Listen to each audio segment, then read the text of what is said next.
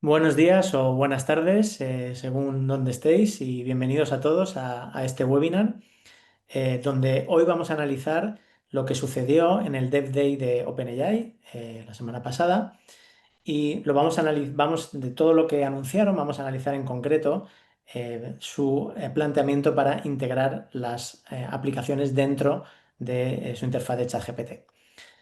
Este es un tema que a mí me gusta mucho porque la inteligencia artificial sabemos que es una tecnología transversal que prácticamente aplica a cualquier industria, pero hay tres áreas donde la inteligencia artificial está produciendo hoy en día, digamos, incrementos de productividad de más de un dígito, ¿no? De dos dígitos.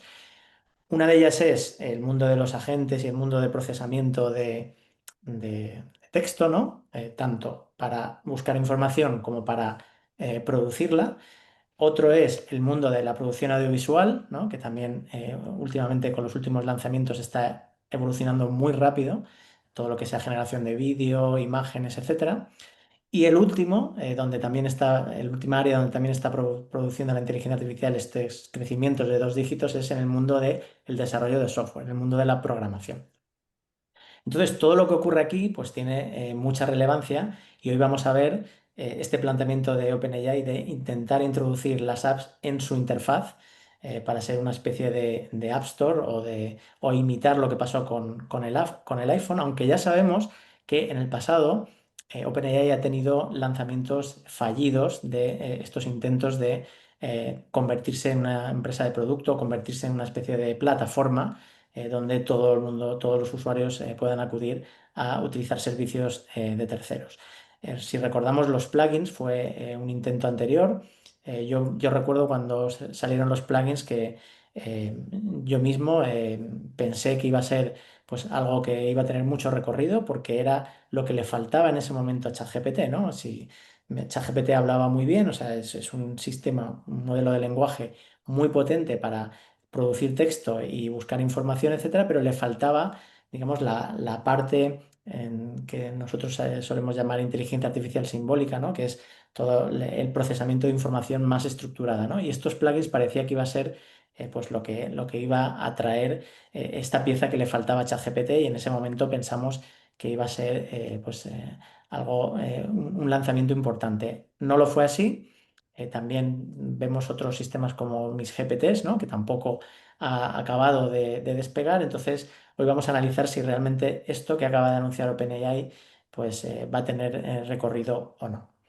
Lo que sí que está claro es que todo apunta a que estamos viviendo un cambio de paradigma en cuanto al acceso a las máquinas, a los interfaces de acceso a las máquinas, que van a dejar de ser pues, los típicos menús pues, todos los botones de funcionalidad y va a ser el lenguaje natural, el nuevo interfaz, como vamos a ir analizando a lo largo de este webinar. Pero bueno, para empezar me gustaría hacer un resumen y me gustaría dar paso a Pachi Cartelle para que nos haga un resumen de todo lo que ha pasado en el en el Dev Day de OpenAI. Primero voy a presentar a los invitados que tenemos hoy. Pachi Cartelle es consultor de inteligencia artificial del Instituto de Inteligencia Artificial y uno de los coordinadores del curso de desarrollador de CX que tenemos para desarrolladores que quieren reciclarse en este mundo de la inteligencia artificial.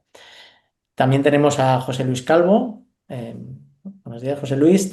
José Luis también es, bueno, es fundador de Diverger, es un desarrollador con una experiencia muy amplia que ha estado en empresas como Microsoft y ahora fundador de Diverger y también es coordinador del curso de desarrollador de CX que ofrecemos en el Instituto de Inteligencia Artificial. Y también tenemos a Alexandro Sarawi. Alexandro, buenos días. Alexandro también es un desarrollador con una experiencia muy dilatada, está en empresas como Google y actualmente es el fundador de Tracking Plan, una empresa que es un SaaS. Luego le preguntaremos a ver qué implicaciones tiene todo esto que ha anunciado OpenAI en su empresa. Y también es profesor del curso de desarrollador de ICX que ofrecemos en el Instituto de Inteligencia Artificial. Bienvenidos a todos.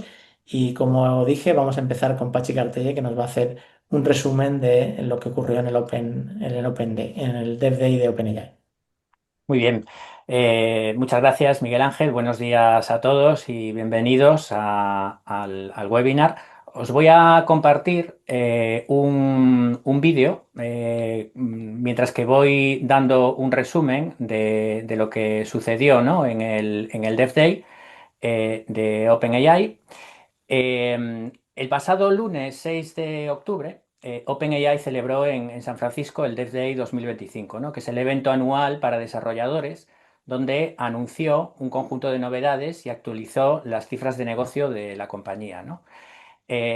Nos comentó, ¿no? OpenAI, que ha pasado de tener 100 millones de usuarios en el año 2023 a 800 millones en 2025. Esto le ha permitido, junto a otros factores, que la valoración actual de este laboratorio se sitúe en los 500.000 millones de dólares, ¿no? Convirtiéndose en la compañía privada de mayor valoración de la historia.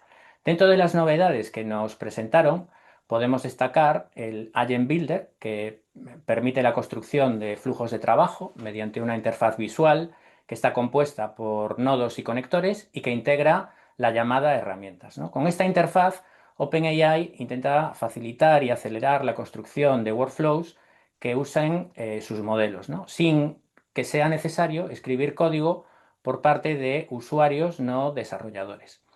En la demo vemos cómo después de construir el código lo podemos ejecutar y publicar dentro de la herramienta y también otra de las utilidades que dan es poder obtener el código asociado para usarlo dentro de nuestra propia aplicación, ¿no?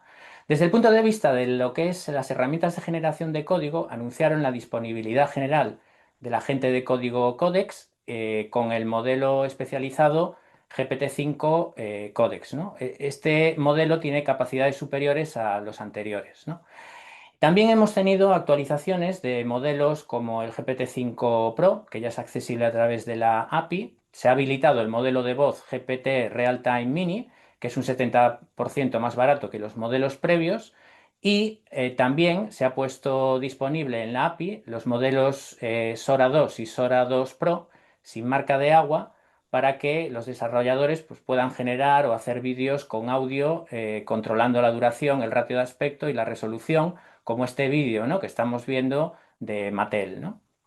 Finalmente, uno de los anuncios estrella en el Dev Day fueron las apps en ChatGPT, ¿no? Estas apps nos permiten la llamada a la ejecución de aplicaciones desde la interfaz del chat, lo que representa que podemos interactuar con ellas usando el lenguaje natural, ¿no? Dentro de la plataforma de OpenAI.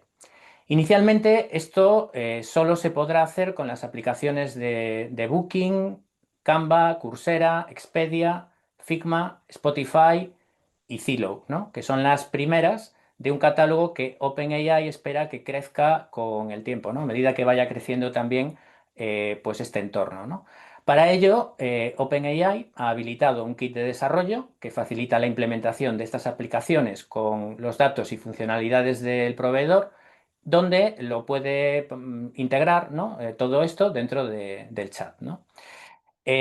Durante la presentación se propusieron varios casos de uso. El primero de ellos fue la elaboración de una lista de reproducción en Spotify en base a la información que ChatGPT extrae de la interacción con el usuario.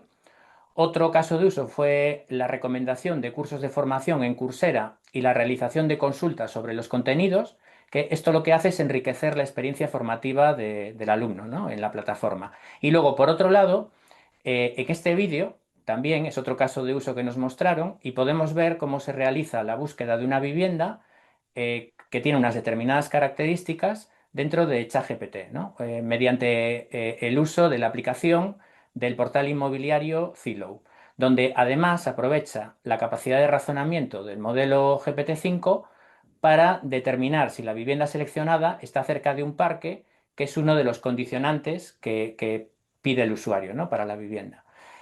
Vemos como el potencial de esta integración es enorme y lo que tendremos que ver es cómo evoluciona esta propuesta en función de la rentabilidad del negocio de las empresas y de la experiencia de uso de los clientes, ¿no? Una cosa también a tener en cuenta, ¿no? para los que residimos en la Unión Europea es que, como suele ser habitual en estos lanzamientos de productos de los laboratorios de Estados Unidos, estas utilidades no las tenemos disponibles por el momento, ¿no? Los usuarios de la Unión Europea, ¿no? Y tendremos que esperar pues un tiempo para poder empezar a experimentar con ellas, ¿no? Bueno, esto es básicamente un resumen de lo que hemos visto en el Dev Day del día 6.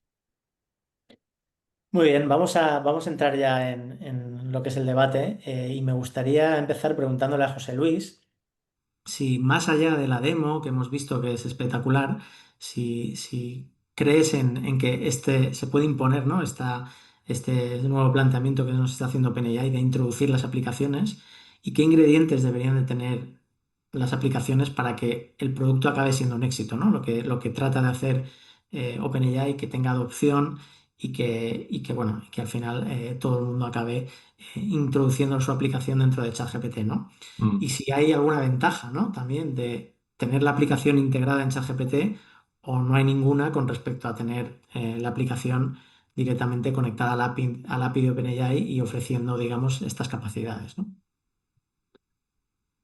Pues nada, muchas gracias, Miguel Ángel. Y nada, buenos días a todos. O sea, la realidad es que no lo sé, ¿no? Y a ver, no lo sé porque, o sea, este movimiento de producto o servicio hacia plataforma tiene todo el sentido del mundo, pero claro, hemos tenido muchos casos de éxito y otros muchos de fracaso, ¿no? Yo creo que hay que dar un tiempo para ver, o sea, tiene todo el sentido, lo tiene. eh, y, o sea, hemos tenido interfaces que han ido evolucionando desde línea de comando, Windows, Internet, el móvil, y seguramente lo más parecido a esto es el móvil, desde este planteamiento, ¿no? Y que han sido muy exitosos. También yo creo que hay que observar que estos distintos interfaces entre persona-máquina no han reemplazado a los anteriores, sino que están conviviendo, a día de hoy están conviviendo todos porque encuentran distintos escenarios, casos de uso para los que son óptimos, ¿no? Pero luego también recientemente hemos tenido casos de fracaso, o sea, todo lo que tiene que ver con el metaverso por distintas razones, pero también empieza a entrar otro tipo de producto con plataforma para aplicaciones de terceros que no ha cuajado, no ha cuajado la plataforma como se pensaba, como pensaban algunos, pero también, por ejemplo, con el tema de voz, que es mucho más cercano a esto por ser el lenguaje natural, pues todos los altavoces inteligentes lo estuvieron probando, tanto Google como Amazon fundamentalmente, en dar lugar a que fuera una plataforma de aplicaciones de terceros. Había casos que encajaban muy bien y con mucha dificultad de monetizar y otros que era más difícil plantearlo, ¿no? Yo creo que esto está muy relacionado con esto último, con los altavoces inteligentes por la parte que tiene que ver con lenguaje natural eh, y también con la parte del móvil, con ese movimiento de producto a plataforma y con una idea de a ver cómo se monetiza esto y tal. Y luego, en el caso, es que, o sea, habrías muchos hilos, ¿eh? Y lo voy a dejar aquí porque somos varios que vayamos entrando todos, o sea, y me dejo algunas de las preguntas que has dejado, si no. Ujú. Eh, pero sí que a mí hay algunos de los ejemplos que muestran que se me hacen muy naturales, como muy evidentes, todo lo que tiene que ver con, por ejemplo, como planificar un viaje, lo que tiene que ver con formación, o sea, esos se me hacen muy evidentes. Hay otros que igual es porque falta ver cómo es exactamente la integración, qué tipo, pero por ejemplo, eh, para hacer algo que te requiere pedir un Uber en ese momento y tal, me cuesta ver que sea tan diferencial, ¿no? Y o sea, yo creo que lo que va a tener sentido es que Uber no va a querer moverse. O sea, otra cosa es que tengas ahora quieres que se te vea ahí y estar ahí y tal. Y luego otra cosa es la parte de e-commerce, que yo creo que sí que dar esa capacidad sí que puede ser algo muy importante para la plataforma de ChatGPT. Así que lo dejo aquí, ¿vale? Que tenemos mucho rato y somos varios. O sea, que ves algunas apps que sí que donde tiene sentido este nuevo cambio y otras apps que no, ¿no? Bueno. que yo anticipo ahora, Sí, pero sí, luego hay que ver cómo evoluciona todo y hay que estar muy, claro. o sea, sí lo veo que es algo a lo que hay que estar muy atento.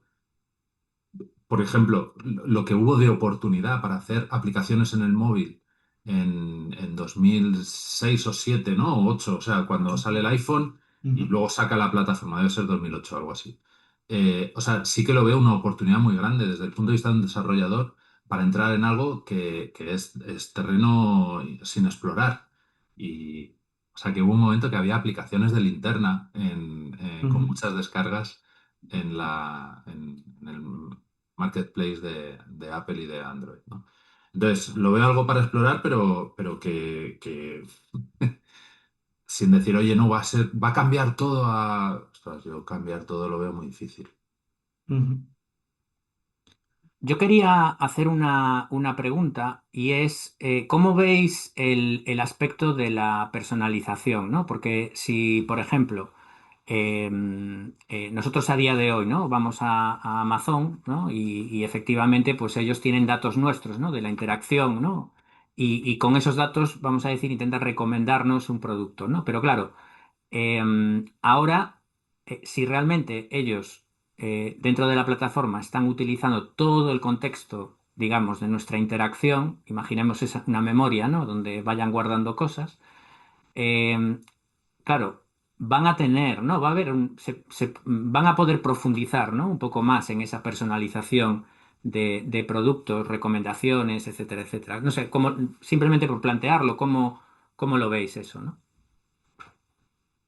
Creo que es interesante, ¿no? Que cómo el uso de esta información, y es algo que no tenían los intentos anteriores, que ya existieron. Yo creo que si miramos en la última década, hubo intentos muy parecidos de encapsular servicios o e-commerce dentro de una interfaz por voz o por texto, ¿no? Sobre todo se mencionaron antes los altavoces inteligentes.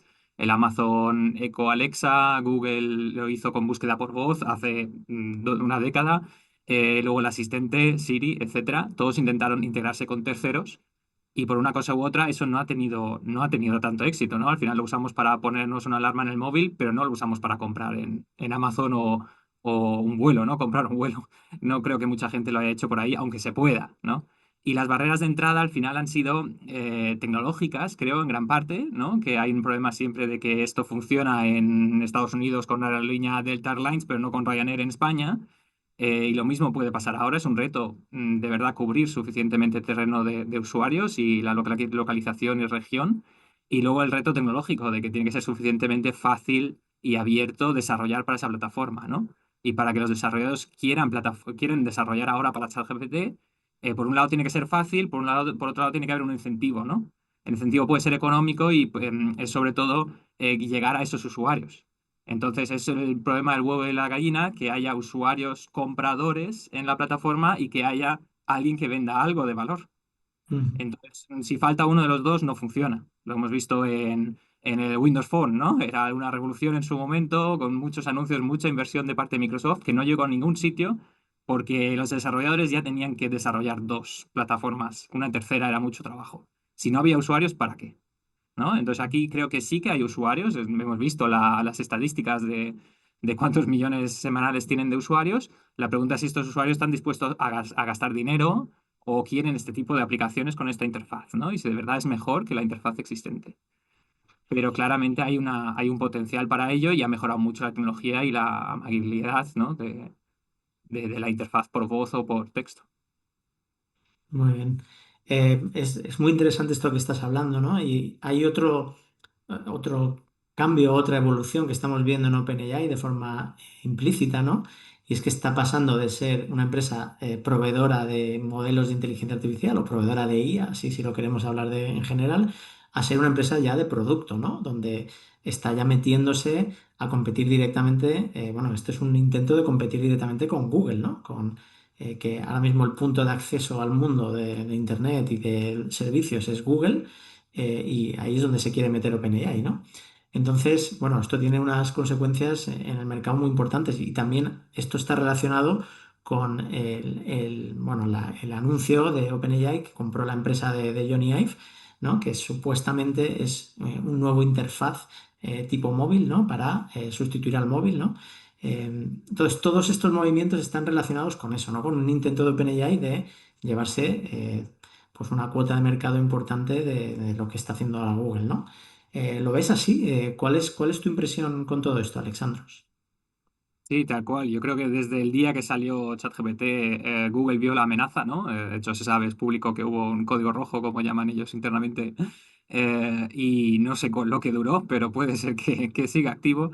Es una amenaza de su cuota de mercado y cuántos casos de uso ya no se están haciendo en Google, ¿no? O ya no estamos haciendo en Google. Creo que muchos de nosotros hemos dejado de usar Google para muchas cosas y al final ChatGPT era un consumo de información inteligente, es una Wikipedia 2.0, ¿no? Eso era el uso más básico del año pasado y este año ya vemos otras cosas, ¿no? Vemos los agentes, vemos la automatización en el desarrollo, vemos muchos más casos de uso, los que comentabas de vídeo y tal, de vídeo e imagen que no tenía Google, ¿no? Entonces también están descubriendo usuarios nuevos y casos de uso nuevos que no son competencia directa que Google quiere entrar ahí, pero está llegando más tarde. Pero lo que es la búsqueda del Google Search en sí sigue siendo el motor económico de Google, ¿no? Es el Google Ads. Entonces ahí hay una amenaza para ellos y que es mucho más realista si son dueños del proceso completo de compra-venta, ¿no? Mm. Si no lo son, pues seguimos utilizando Google para llegar a una aplicación que por detrás usa una API de OpenAI. Perfecto, no pasa nada, ¿no? Todos cobran y todos felices. Pero aquí ya no. Aquí si estamos desde ChatGPT y hacemos la compra end-to-end en ChatGPT, Google está fuera del picture, ¿no? Claro. No, ya no está en el proceso. Mm, Por tanto, es un movimiento tectónico al final del mercado de anuncios, lo que se puede venir encima, ¿no? mm, Eso implica muchos millones, implica que habrá una respuesta de Google, la está viendo, ¿no? Sin duda. Y al final sigue siendo un player nuevo, aunque llegó antes ChatGPT con esto, con la interfaz y con los modelos más avanzados de extensos de lenguaje, Google sigue teniendo gran parte de los usuarios, ¿no? Y de la mm. infraestructura y la conexión con el resto del mundo que puede aprovechar. Entonces, aunque llegue más tarde, siempre pueden dar una respuesta bastante válida y ser competencia. Sí, es curioso porque yo sigo utilizando Google, pero cada vez más me fijo en la respuesta de Gemini, ¿no? Que es lo primero que aparece. Y claro, esa respuesta no es transaccional, no estoy viendo los anuncios que vienen por debajo, ni, digamos el SEO de toda la vida, ¿no? Veremos a ver cómo cambia esto, digamos, el modelo económico de Google, ¿no? El modelo de negocio de Google. Mm. José Luis, ¿tienes algo más que añadir o Pachi? Bueno, o sea, yo por continuar con esto, lo que pasa me vais a perdonar, pero no sé el medio, pero es un medio americano que hace un informe esta semana pasada o la otra y sale una gráfica. Bueno, es que no voy a decir el medio porque es que no me acuerdo, pero era un medio grande, ¿eh? Eh, Salió una gráfica que comparaba.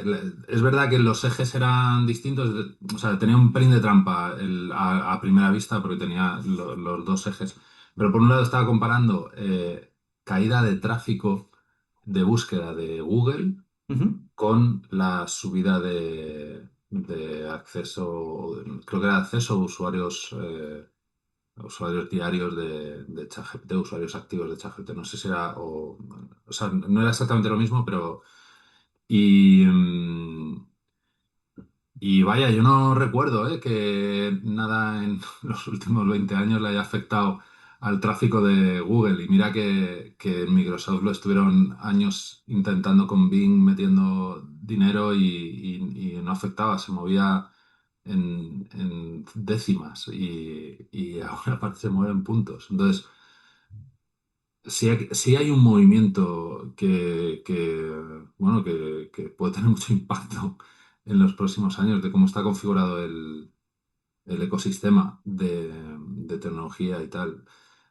Dicho esto, o sea, siendo que para Wordpad, cuidado, o sea, hay dos empresas que yo creo que han ido demostrando mucho tiempo, que son Microsoft y Google, que por lo que decía Alessandro, tienen, o sea, cuando tú tienes hábito de gente que accede, que tienen mucho usuario, bueno, ya no digo agarrado, sino que simplemente es por hábito, y tienes mucho cash para hacer cosas y tienes mucho talento dentro, bueno, se mueven más, lógicamente con el tamaño que tienen se tienen que ir moviendo más lento, tienen que ir teniendo en algunos productos más cuidado, pero al final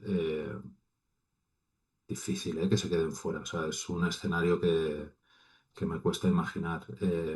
Aunque es verdad que OpenAI está apretando mucho, está sacando mucho producto, incluso después de la crisis que tuvo con el consejo y cuando salió Ujú. Zuckerberg y tal. A mí me ha sorprendido mucho que haya seguido sacando producto de esta calidad. O sea, con toda la gente que se fue de primer nivel, se fueron unos cuantos, ¿eh? Y bueno, yo sí que veo. Y todo esto, o sea, yo creo que hay que tener prudencia, o sea, en cuanto a cómo afecta o cómo no afecta. O sea, hay veces que sale algo y encaja muy bien y va todo fenomenal y transforma mucho. Y hay veces que se van haciendo pruebas porque tienen que probar. O sea, ¿no? O sea, exactamente cuáles son las diferencias que las hay, pero cuáles son las diferencias con los add-ins que sacaron hace un año, o ya no sé el tiempo que pasó, ¿no? Hace un año y medio y tal, que de repente lo quitaron como sin decir nada. eh, Está muy en esa línea, ¿no? De esos add-ins, esto, y yo creo que es difícil, ¿eh? O sea, el hacer algo que funcione muy bien en este entorno es muy difícil. Querer atraer a muchos de los que tienen un producto o un servicio, claro, quererlo atraer porque desarrolladores, digamos, independientes, fenomenal. Pero un Uber, un Coursera, un Booking, que se muevan hacia tu plataforma, Ujú. ah, la veo más fácil que incorporen todos estos, la parte del lenguaje natural, vía voz, vía escrito, tal, como un complemento muy fuerte a su interfaz, que acaben moviéndose para allá, no lo sé. Claro, precisamente voy a preguntarle a Alexandros esto, ¿no? Él es fundador de un SaaS. ¿Tú ves un potencial canal aquí de venta para atraer nuevos clientes? Digamos, ¿has analizado bien este ecosistema nuevo de aplicaciones y ves algún encaje en tu empresa? ¿Ves alguna forma en el que OpenAI te puede atraer a esa nueva plataforma que está construyendo? Sin duda, Miguel Ángel, es que nosotros somos un SaaS muy tecnológico, muy nicho, digamos, dentro de un campo de calidad de datos. Y entonces nuestro usuario es muy probable que esté haciendo estudios de mercado o incluso comparándonos o descubriéndonos a través de algún chat GPT o similar, ¿no?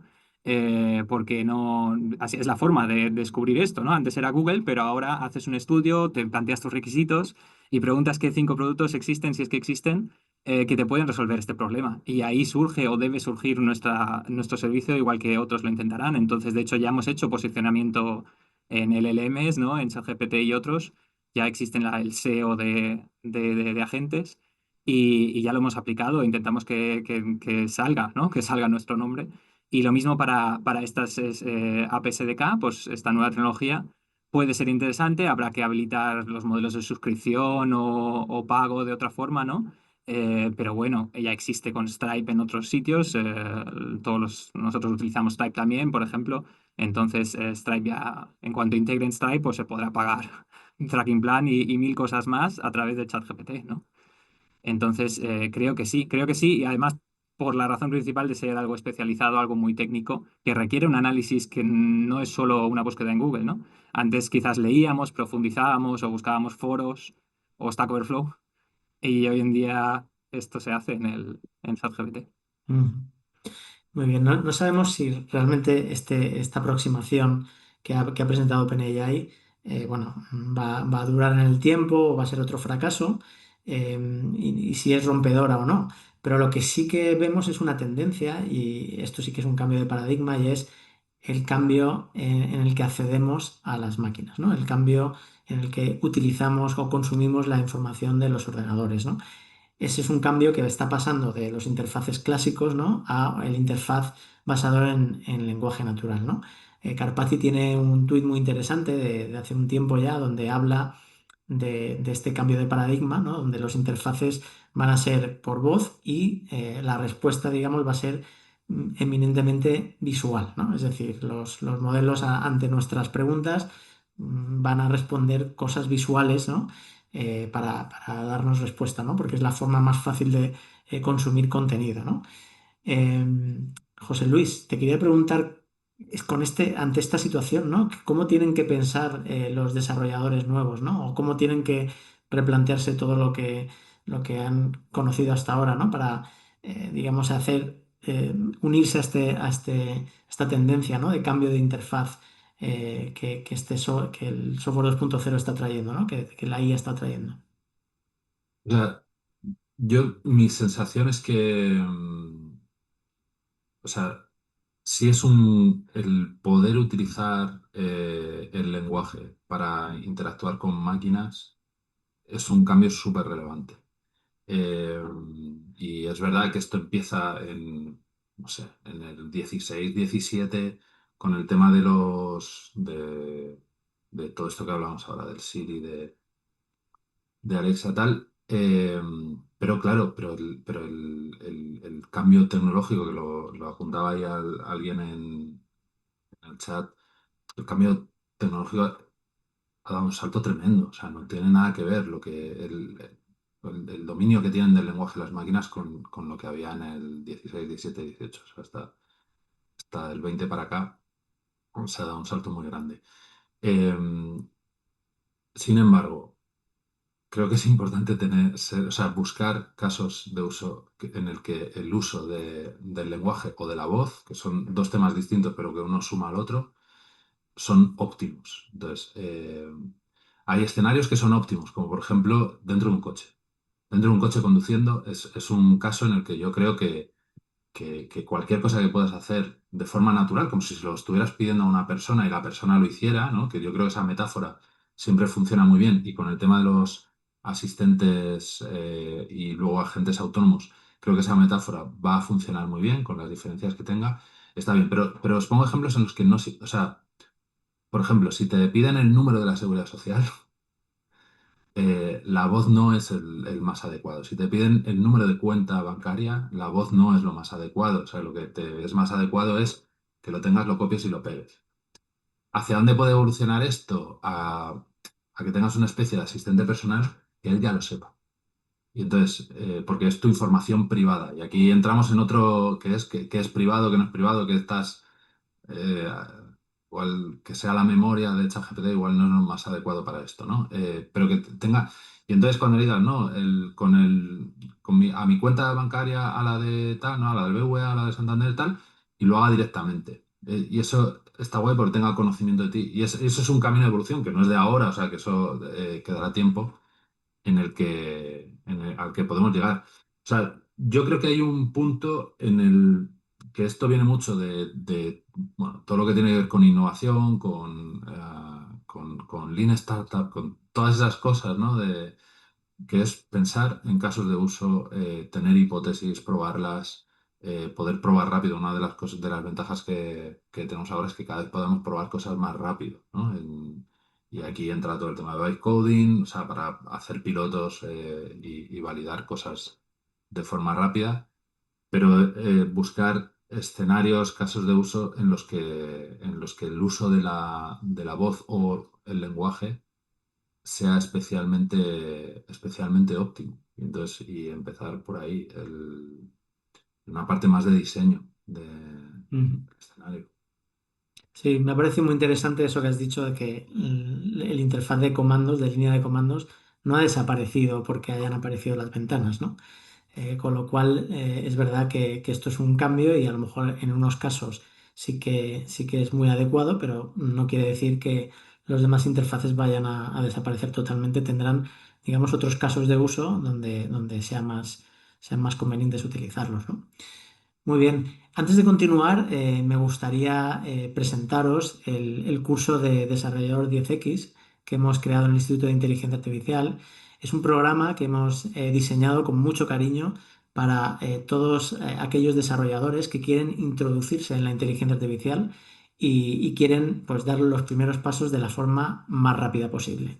El curso tiene como tres ideas fundamentales que vamos a enseñar a todo el que se inscriba. El primero es cómo entrenar modelos de inteligencia artificial, qué herramientas hay disponibles, cómo puedo utilizar los datos de mi empresa para construir modelos de inteligencia artificial y darles uso. El segundo aspecto es cómo utilizar los modelos de fundación, ¿no? Que se consumen normalmente vía API, tanto para crear agentes, aplicaciones dentro de mi empresa o para aplicaciones a terceros o con generación de imágenes, etcétera. Cómo aprovechar todo este potencial de estos modelos de fundación para construir sobre ellos aplicaciones de inteligencia artificial.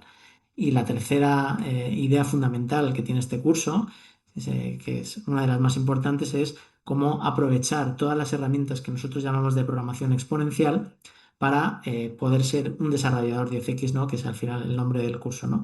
Cómo conseguir ser mucho más productivo con estas herramientas y cómo aprovechar al máximo todo su potencial, ¿no? Aquí tenemos a los profesores de este curso, tanto Pachi como José Luis, como Alexandros, como yo mismo. Y queremos hacer una oferta especial para todos los que estáis asistiendo a este webinar y estáis planteando que este curso os puede encajar y os puede servir. Y es un descuento de 100 euros. Tenéis aquí el cupón, utilizando el cupón este, DevDay100. En el momento de inscripción tendréis un descuento de 100 euros que solo va a estar activo durante esta semana, hasta el viernes de esta semana. Así que bueno, si os interesa el curso o si queréis más información, podéis hablar con un profesor y tenéis hasta el viernes donde podéis beneficiaros de este descuento. Muy bien, vamos a continuar y me gustaría hacer una pregunta, ya que hemos hablado de este curso y de las herramientas de programación exponencial. Me gustaría preguntarle a Alexandros cómo ha cambiado su equipo con la incorporación de todas estas herramientas, porque si no recuerdo mal, cuando Alexandro fundó su empresa, estas herramientas todavía no estaban en auge, ¿no? Bueno, no sé ni siquiera si existía GitHub Copilot, ¿no? Que fue el primero en arrancar, no existía, ¿no? Entonces, claro, el montar un equipo técnico pre-GitHub Copilot o con las herramientas tan avanzadas que hay ahora, como Cursor, etcétera, pues ha tenido que cambiar mucho, digamos, la organización de la empresa, ¿no? ¿Cómo ha sido este cambio? Y si puedes destacar cosas positivas y cosas negativas también de estas herramientas. Sí, Miguel Ángel. Creo que ha sido una aventura, ¿no? Muy, muy interesante y lo está siendo. No, no sé cuándo estaremos más tranquilos, ¿no? Pero ha habido mucho cambio en los últimos tres años, ¿no? 2022, 2023, final del 22 creo que sale Copilot, la primera versión en beta. Nosotros siempre hemos sido muy early adopter, con el Visual Studio Code en beta, el Insights, con todo activándolo con VPN, como comentaba antes, en la sala de espera. Entonces intentamos usar estas cosas muy desde el principio. No sé si quizás por formación previa, porque conocemos la IA de la antigua, la de que llamaban aprendizaje automático y machine learning, o simplemente por curiosidad, ¿no? Y porque se puede. Pero lo usamos muy pronto y el mayor cambio, claro que ha sido en el área de desarrollo, pero no se limita a este, ¿no? Yo en el área de desarrollo, la verdad es que no hay fase en el que no haya cambiado, que no haya alguna gente en medio, ¿no? Desde el reporte de bugs se está haciendo con agentes para mejorar la calidad de los datos y los metadatos de cuándo ha ocurrido este error, para qué usuario, con qué frecuencia, etcétera. Luego se coge ese issue directamente con Cursor o Claude para implementar la solución. Usamos las herramientas, obviamente, de apoyarnos en la generación de código asistida con LLMs, que son estas mayormente Claude y Cursor. Pero hay una mezcla de vibe coding para cosas funcionales, cosas puntuales, y una mezcla de lo que yo llamo pair programming con la IA. ¿No? Que no es un vibe coding, no es algo que pruebo el botón y ya está, porque hay muchas implicaciones o porque tenemos código complejo. Hacemos un procesamiento de datos de muy alto volumen en tiempo real, donde no puedes hacer un cambio así porque sí, ¿no? Y tienes que revisar y hacer pasos de revisión y estar seguro de lo que haces. Pero ahí hay una mezcla de pair programming, que es un término antiguo, pero ahora con la IA en lugar de dos personas, que se van revisando mutuamente y que te hace ser más inteligente, ¿no? O sea, el cambio de productividad ha sido muy alto porque puedes prototipar, puedes probar, puedes escribir test con coste cero. Puedes hacer pruebas en local que antes no podías. Si decías voy a hacer un benchmark, tardaré 7 horas en programar el benchmark y a ver si está bien. Ahora tardas 7 minutos en programar el benchmark. Ese es el cambio. Es increíble, ¿no? Como decías, de 2 dígitos lo es. Hemos pasado a no tener desarrolladores junior. Es triste decir esto, pero la IA no era la razón principal, pero es verdad que ahora hay una demanda muy alta de desarrolladores senior que puedan revisar lo que hace la IA o desarrolladores al menos que estén muy familiarizados y estén aprovechando estas herramientas, ¿no? Porque si no lo usan están en desventaja competitiva, claramente, ¿no? Claro. Más fases, como digo, revisión de código. Nuestro CI/CD automáticamente revisa todas las PRs por varias IAs, porque son complementarias. Y podría seguir un buen rato más. Y bueno, todo esto lo contarás en el curso de Desarrollo 10X, Sí, ¿vale? Con muchos detalles, ¿no? Para que todos los alumnos puedan también aprovechar esto. Ya. Has dicho una cosa muy interesante con esto del desarrollador senior, ¿no? Yo creo que es verdad que los desarrolladores senior ahora mismo tienen pues un papel muy importante y van a tener una demanda muy alta, pero también es verdad que un desarrollador junior se puede hacer senior mucho más rápido. ¿Vale? correcto. Si aprovecha todas estas herramientas, ¿no? Que hay a disposición y vamos, y tiene ganas y por supuesto y se esfuerza, ¿no? Como todo en la vida, ¿no? Pero creo que el paso de junior a senior ahora está más cerca que nunca también. Correcto, podemos aprender más rápido, ¿no? Me pedías antes aspectos negativos, ¿no? Todo lo que he dicho hasta ahora es positivo para el aprendizaje, Sí. para la calidad del resultado que hacemos para la empresa al final, para la productividad y el resultado final. Aspectos negativos los hay, los encuentro y van un poco más allá de lo cotidiano y es que, por ejemplo, hay cambios de contexto. De por sí sufrimos los cambios de contexto hoy en día con el móvil, con la mensajería instantánea, con el mundo frenético, pues le sumamos una cosa más y es que tenemos a varios agentes trabajando en paralelo que nos piden respuesta, revisión, iteración y vamos cambiando de uno a otro. Mientras está generando, cambiamos de ventana, cambiamos de tarea. Es algo que afecta al estrés y luego a la pérdida de foco afecta a la calidad. De nuevo, estamos aumentando la calidad por un lado y quizás bajándola por otro lado por los cambios de contexto, porque ya no estamos pensando en la misma tarea. También la IA introduce errores nuevos, por un lado hace los mismos errores que hacíamos nosotros, pero más rápido, con lo cual hay que estar detrás, y luego tiene errores totalmente nuevos que no hacía ni el junior ni el senior, ¿no? Que suelen estar relacionados con el contexto y que también Claro. intentaré desengranar, pero los hay y hay que ponerle barreras. Y finalmente, no se limita la IA en nuestra empresa al departamento de desarrollo de productos, sino que marketing está utilizando automatizaciones, traducciones, está haciendo marketing en otro idioma y hablando con usuarios que no hablan nuestro idioma de forma semi-automatizada, ventas, procesos internos, documentación. No Mm. hay muchos límites en una empresa totalmente digitalizada como la nuestra, ¿no? Sí, sí. No, enhorabuena porque yo recuerdo que cuando salió quizás Copilot, tú fuiste de los primeros con los que yo hablé que decían, no, no, es que es obligatorio, se lo estoy imponiendo al equipo. O sea, no, no es opcional, es obligatorio. Todo el mundo tiene que utilizarlo. Y era un momento donde probablemente hoy sería una herramienta bastante pobre, ¿no? Con lo que tenemos hoy en día, ¿no? Pero en ese momento, claro, viste la oportunidad y cómo iba evolucionando. Así que, bueno, enhorabuena por haber podido integrar todo eso en tu empresa. No sé, José Luis o Pachi, si queréis añadir algo más.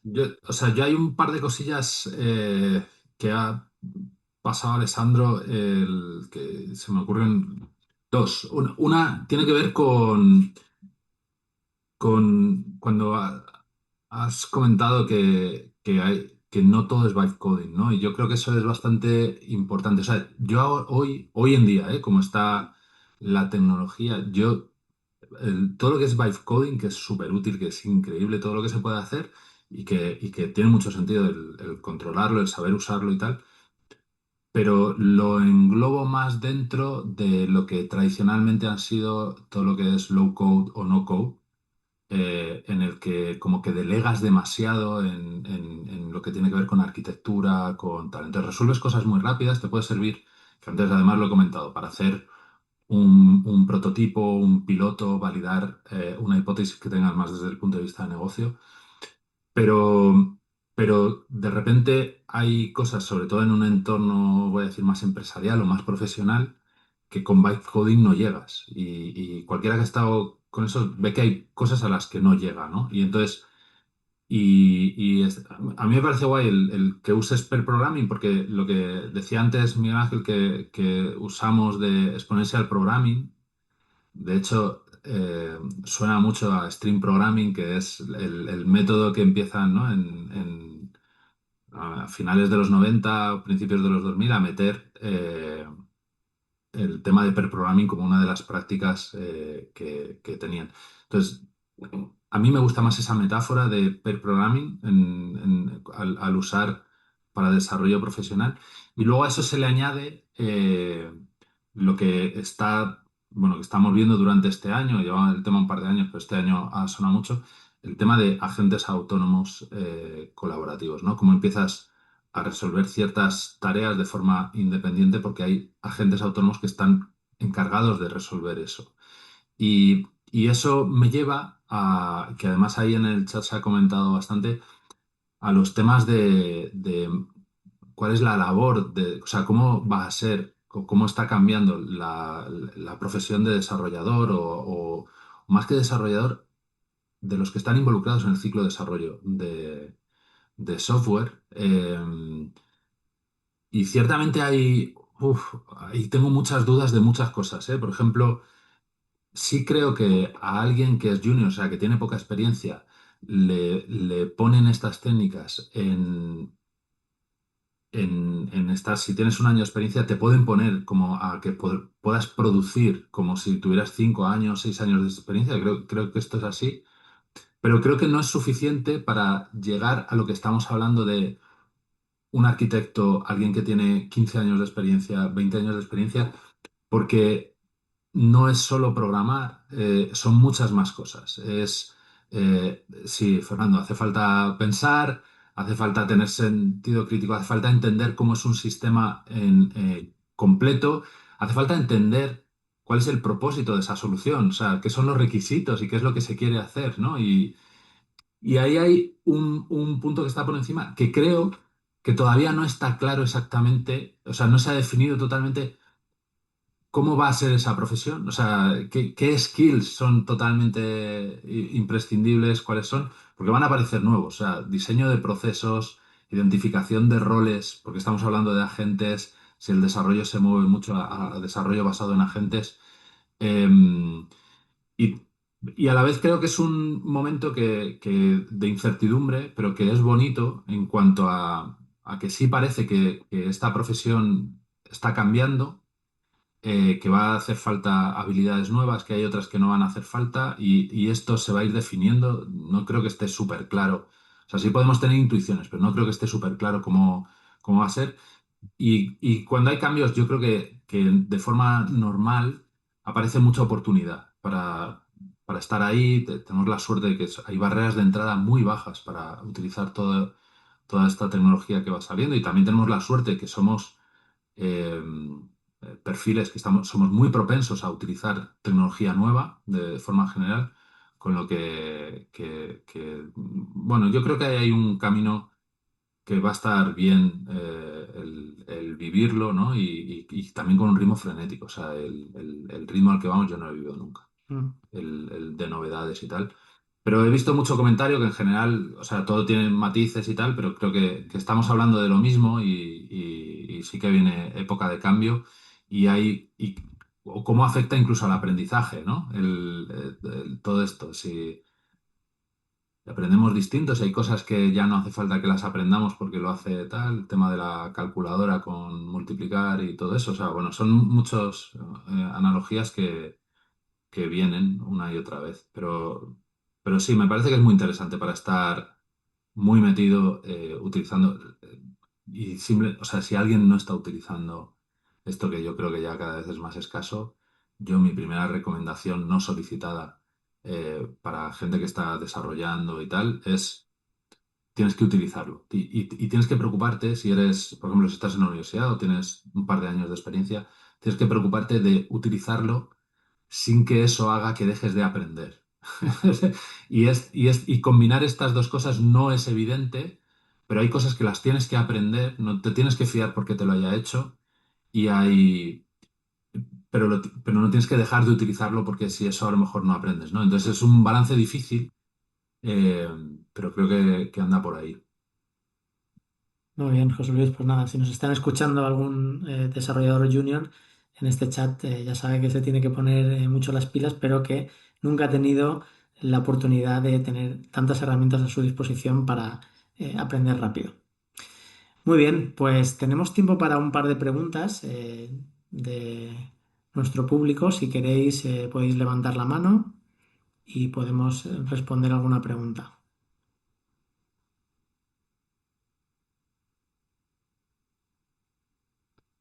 No sé si no hay ninguna mano levantada o sí. Sí que hay manos levantadas, ¿no? Yo tengo aquí una lista y Conchi sería la primera. Conchi Arcos Aguilera. Adelante.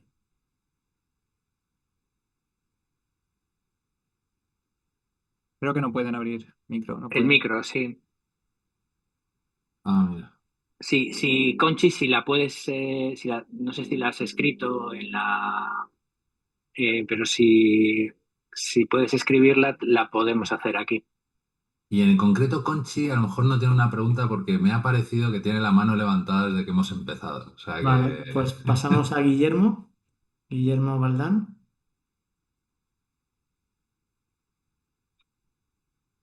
No sé si hay que habilitar algo para que puedan hacer la pregunta de voz. Sí, Guillermo dice que escribe. vale.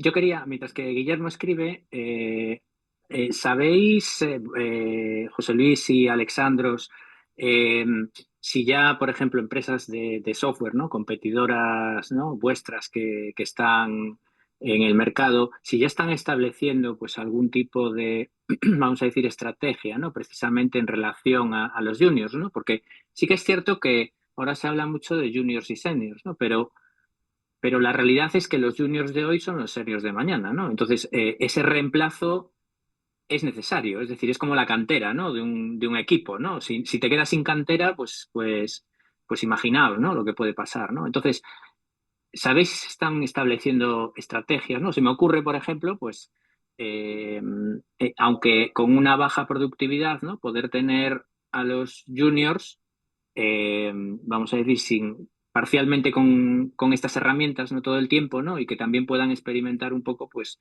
la situación anterior o, por ejemplo, que puedan tener un mayor contacto con los seniors, ¿no? A la hora de trabajar. No lo sé, son ideas, ¿eh? O sea, que vosotros sabéis si ya hay dentro del mercado empresas de este tipo que están planteándose cosas así. A ver, yo rápidamente te digo lo que estamos haciendo nosotros, porque nosotros, o sea, nosotros en Diverger hacemos desarrollo para terceros, ¿no? O sea, y entonces tenemos compañeros que pues son ciento y pico que hacen, hay de todo, hay gente que está especializada en esto de lo que estamos hablando, pero hay mucha gente que no, que hace desarrollo en Java, que tal, no sé qué. Entonces, o sea, yo creo que hay dos factores. Uno es la gente que tiene menos experiencia y luego otro es el desarrollador que en el ámbito suyo está muy alejado de esto, aunque lo vaya usando. Entonces ahí lo que tenemos son itinerarios de formación bueno, que es muy parecido al programa de desarrollo 10X, o sea, en cuanto al contenido bueno, luego hay alguna diferencia, por ejemplo, no tenemos las sesiones en vivo contigo, Pachi, que Ujú. eso es impagable.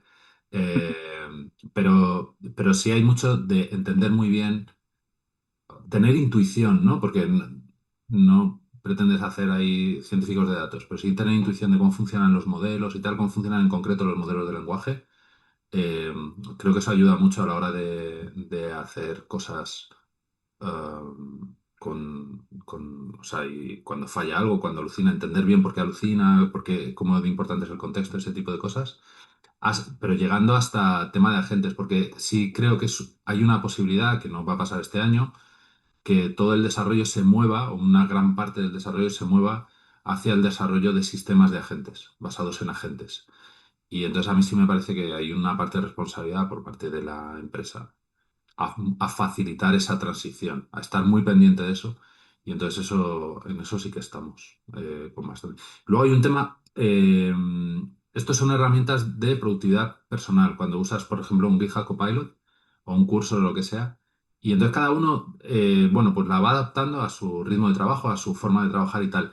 Pero que hay otra componente que es que pasan también a ser herramientas de productividad de grupo. Y entonces hay cosas que hay que estandarizar.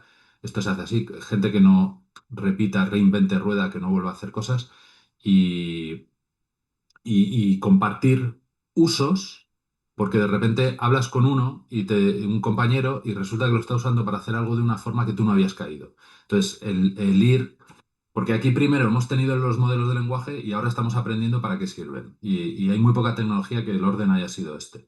Entonces estamos en ese proceso de compartir buenas prácticas, casos de uso tal entre compañeros. Creo que le hemos abierto el micrófono a Guillermo. Deberías de poder hablar, así puedes hacer tu pregunta en vivo. Hola, buenas tardes. ¿Me podéis oír? Sí, sí, perfectamente.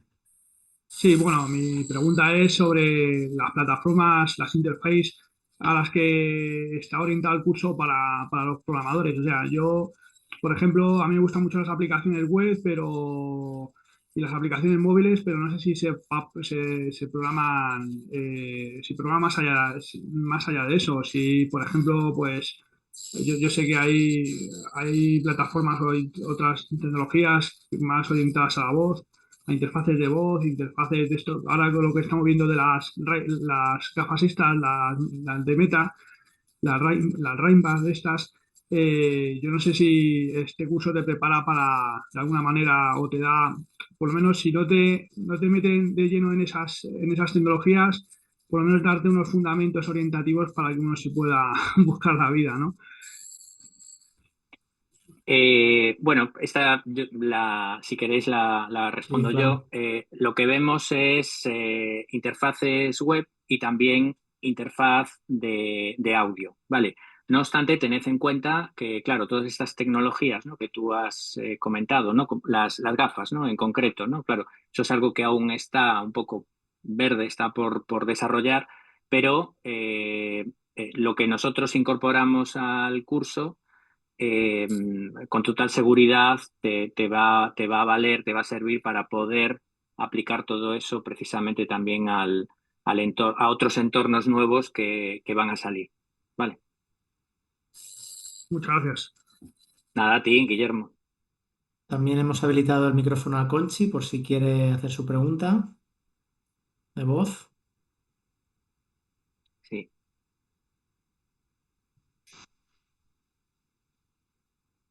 Adelante. Hola. Adelante, Conchi.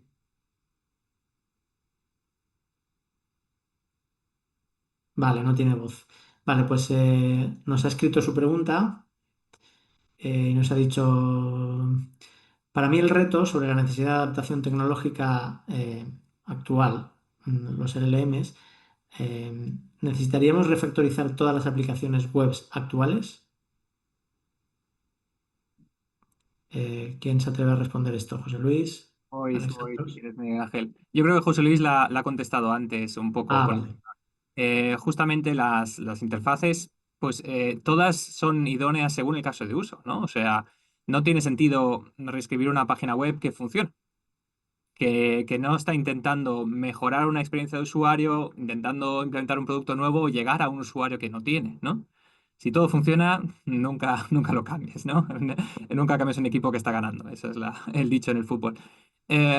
Entonces, eso sigue siendo así, sigue siendo válido. Entonces, la respuesta más básica es no creo que se vayan a refactorizar todas las webs, pero es una oportunidad para tener una interfaz de voz o de lenguaje natural, ya sea dentro de ChatGPT o fuera con las APIs, que puede abrir casos de uso nuevos que no tenía este producto, este sitio, o hacer más fácil el consumir el actual, ¿no? Entonces, es una oportunidad y es una mejora posible, pero no será imprescindible en ningún caso para todas las páginas web. Muy bien, llevamos ya casi una hora con este webinar, lo vamos a dejar aquí. Muchísimas gracias a todos por vuestra asistencia. Espero que os haya parecido interesante este webinar. A mí me ha parecido muy interesante y eso que ya sabíamos de qué íbamos a hablar, pero las respuestas tanto de Pachi como de José Luis como de Alexandros han sido muy interesantes. Y nada, nos vemos en próximas acciones que hagamos desde el Instituto de Inteligencia Artificial. Muchas gracias por seguirnos. Muchas gracias, que tenga buen Hasta día. luego. Muchas Buen día. gracias. Buen día.